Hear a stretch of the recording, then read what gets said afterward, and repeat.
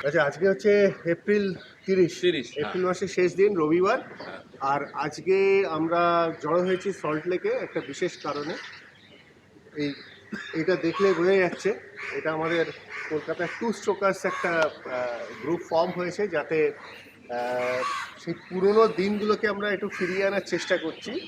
যে আমাদের যেটা আমরা যারা ওই 80 সাল 90 সাল এই সময় যারা জন্মেছি এবং বড় হয়েছি, আমরা কিন্তু একটা বিশাল ট্রানজিশন ফেজের মধ্যে দিয়ে গেছি, মানে সব দিক থেকেই।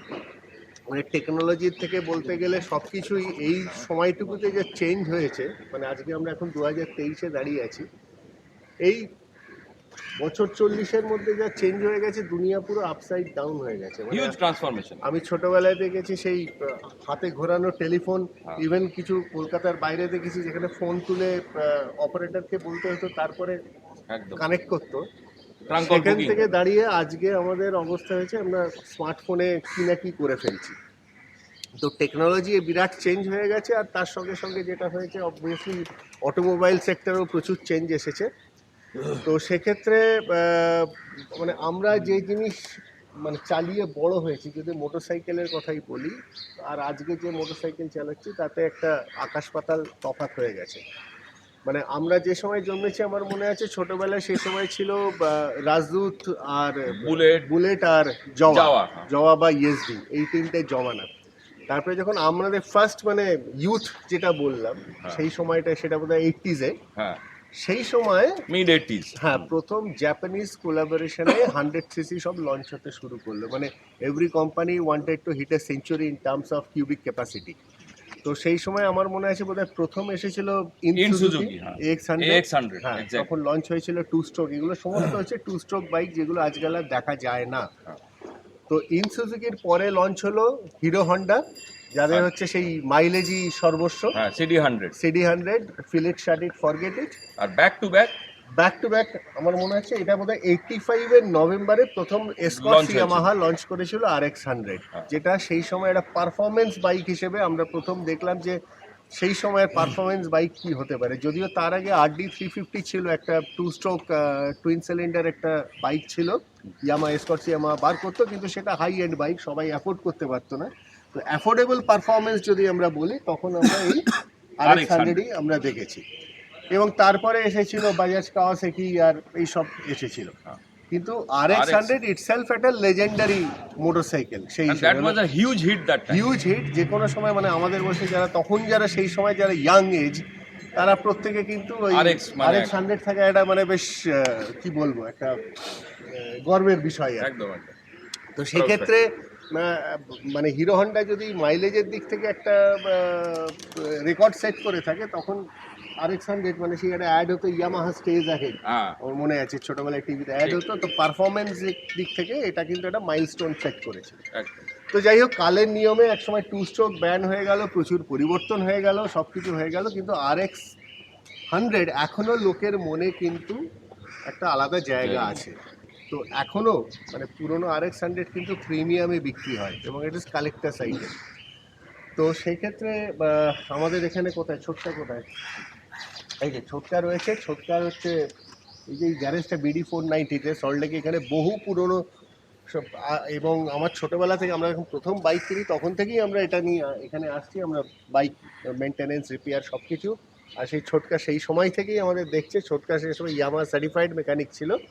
তো ও কী করে, ও প্রচুর RX100 রেস্টোর করে, বেশ কিছু RX100 ওরাতে রেস্টোর হয়েছে। তারই কিছু বাইক আজকে আমাদের এখানে রয়েছে, সেইগুলো নিয়ে আমরা একটা ছোট একটা র্যালি করব, অ্যাওয়ারনেস, আমাদের সময়টাকে ফিরে পাওয়ার জন্যে। যে এরকম একটা এরা ছিল এককালে, এটা আমরা দেখেছি। যে আমার কাছে তো বিশেষ করে, আর অরিন্দমের কাছে এটা বিশেষ করে একটা আলাদা মিনিং নিয়ে আসছে, কারণ এটা আমাদের যৌবন বয়স আর কি। এখন আমাদের 53 বছর বয়স হচ্ছে, সেটা আলাদা, কিন্তু it is like going back to the memories. সেই বাইক আজ সকালে বাইকগুলো যখন দেখছিলাম, তখন সেই পুরোনো দিন মনে পড়তো, কারণ আমার কাছেও RX100 ছিল, অরিন্দমের কাছেও ছিল। তারপরে আমি একটা সোগান কিনেছিলাম, ইত্যাদি ইত্যাদি। কিন্তু RX100 hold a special place in our heart, এই ব্যাপারে কোনো সন্দেহ নেই। তো আজকে সেই র্যালিটা শুরু হবে, এখান থেকে আমরা যাব মগরা, হুইচ ইজ অ্যাবাউট কত 60-70 কিলোমিটার ডিস্টেন্স, নিয়ে ঘুরে ফিরে আসবো। আজকে আমাদের কাছে রয়েছে 6টা বাইক। এই বাইকগুলো আমি একটু দেখাচ্ছি আপনাদের। প্রত্যেকটা বাইকই মডিফাই করা হয়েছে, রেস্টোর করা হয়েছে। অবশ্যই বেশ পুরনো, কিন্তু যারা ওনার আছেন প্রত্যেকেই খুব সুন্দরভাবে রেখেছেন এবং প্রত্যেকটা বাইক দেখলেই বোঝা যায় ভেরি ওয়েল মেনটেন্ড। তো বাইকগুলো আমি একটু দেখিয়ে দিচ্ছি।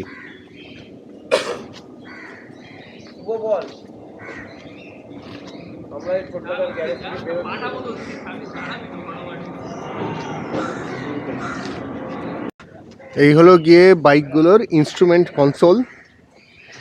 এগুলো দেখেই আমার সেই পুরনো দিন মনে পড়ে যাচ্ছে, যখন কলেজ পাশ করার পরে কিছুদিন পরেই আমার হাতে একটা RX100 আসে।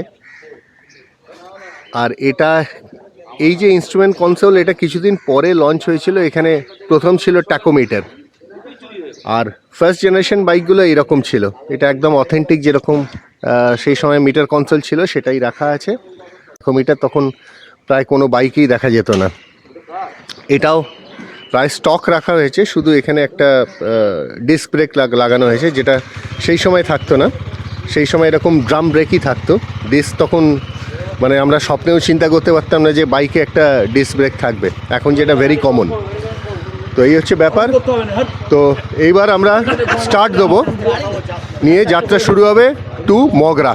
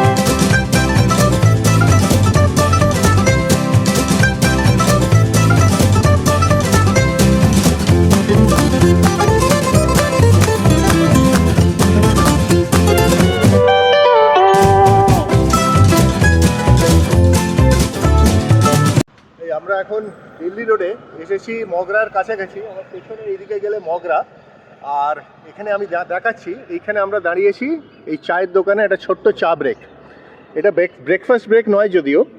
এরপরে আমরা যাব ব্রেকফাস্ট করতে, সেটা হচ্ছে কোথায়, নন্দবিটি ধাবা। হ্যাঁ, তার আগে একটা ছোট্ট চায়ের ব্রেক। এই হচ্ছে চায়ের দোকান, এখানে আমরা চা খাবো, আর এই হচ্ছে আমাদের বাইকের লাইন আপ। তো এটা একটা দুর্ধর্ষ এক্সপিরিয়েন্স হলো। আমিও একটা RX100 চালালাম বহুদিন পরে। সেই লাস্ট কবে চালিয়েছি ভুলে গেছি, সেটা বোধহয় সেই 1990 সালের দিকের ঘটনা। এবং তারপরে আবার চালিয়ে একটা দুর্দান্ত এক্সপিরিয়েন্স হলো। সেই 2 স্ট্রোকের যে অ্যাড্রিনালিন রাশটা যেটা পাওয়া যায়, সেটা একটা অ্যামেজিং ব্যাপার। আর ওই ইঞ্জিনের আওয়াজ। অবশ্য এখন মডার্ন বাইক চালিয়ে মনে হয় যে এই জিনিসটা এখন হয়তো অনেক পুরনো টেকনোলজি, কিছু অসুবিধে হয়, কিন্তু তা সত্ত্বেও সেই একটা নস্টালজিক ব্যাপার, সেই পুরনো দিনটা ফেরত পাওয়া, এটাই হচ্ছে ইউনিক ব্যাপার। তো এরপরে আমরা যাচ্ছি ব্রেকফাস্ট জয়েন্টে, সেখানে গিয়ে আবার ফিরে আসবো।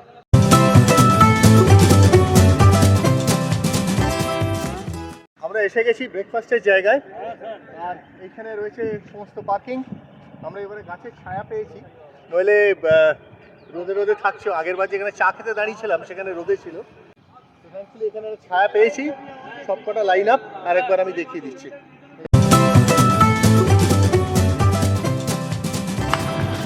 এই হচ্ছে আমাদের ব্রেকফাস্ট পয়েন্ট, নন্দবিতি ভোজনালয়।